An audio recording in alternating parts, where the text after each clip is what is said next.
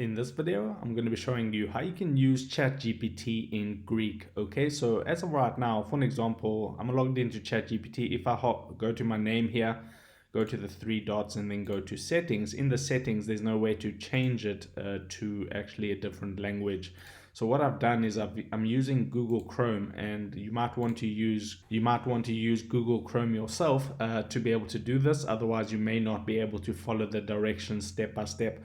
Okay, so all you have to do is to chat in ChatGPT in Greek. Just right click on your mouse, and then you can see here it says translate to English. Simply just click on translate to English, and this says detected language English, and I want to hit these three dots and I want to choose another language. Okay, so now it says a drop down menu. Click the drop down menu and then you want to search for Greek. So here's Greek right here at the bottom. I'm going to select Greek and then I'm going to click on translate. Okay, so as you can see now the ChatGPT is in fact in Greek. Then all you have to do in order to chat to ChatGPT in Greek and to receive responses in Greek is to simply just go and chat with ChatGPT in the Greek language, and you'll get all the responses back in Greek. Okay, and it's as simple as that. So if this helped you out, drop a like onto this video and I'll see you in the next one.